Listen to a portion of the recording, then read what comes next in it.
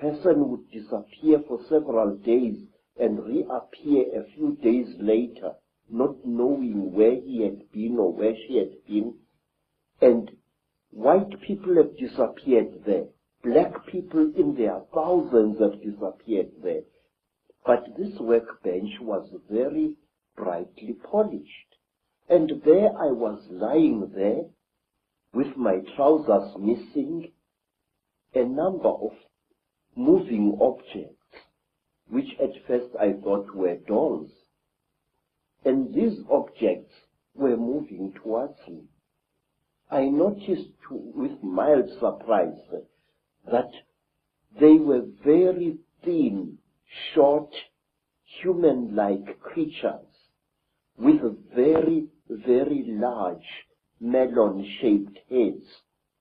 The creatures had no noses, but only small little holes on either side of where the nose would be, and their mouths were like knife cuts at the bottom of their faces.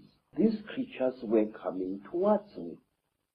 In color, they were gray like certain types of fish, and they wore silvery gray garments which reached up to their necks and up to their wrists.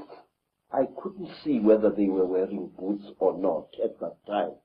I suddenly was aware that something was above me, standing there, and I looked up straight into the face of one of them, a much taller one than the others. And this creature was wearing a garment like a tight-fitting overall without any buttons or anything, which reached up to its neck, but its wrists were bare. I noticed that the creature had very long fingers. Its fingers had extra, and each of its fingers had an extra joint, and it ended in a claw, a black claw like that of a chicken or a certain kind of bird, and that its thumb was not here, but here in the middle of the hand. It was as if it was wearing plastic goggles over its eyes. I could see its eyes inside these tinted goggles, and it had holes on either side here, but it had no nose as I have. Its jaws were very small, and its mouth was a slit with tiny little scale-like things where its lips should be. And the creature carried a horrible smell on it. I can't describe that smell. It was a metallic, chemical smell, which seemed to combine the smell you would smell when somebody is burning brass or copper, and a very ugly chemical smell, these two smells combined. I screamed and I tried to jump away, but my body was inactive. I could not move. I was not tied to any chain. I was not chained to the top of this table. There was no belt tying me, but I could not move my body. It was as if I had been shot. The pain was so terrible that I screamed and screamed. Blood filled my mouth. Blood spurted out of the nostril, and the creature did not seem to care. Something else happened. A fourth creature started rummaging between my legs, and it pulled out my organ of manhood and stuck something into that. Then,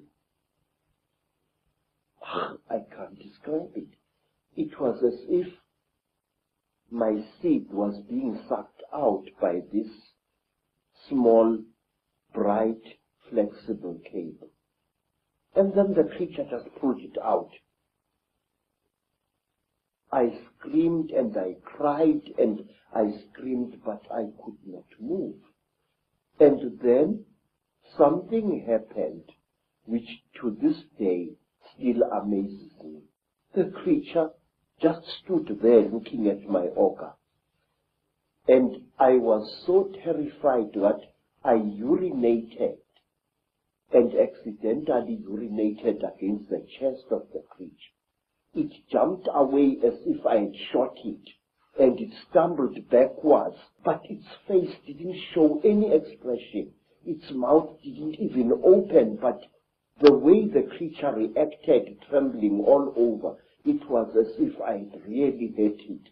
And after that, I was left alone, except for the big creature, which stood to my right side this time, with its arms folded, looking down at me.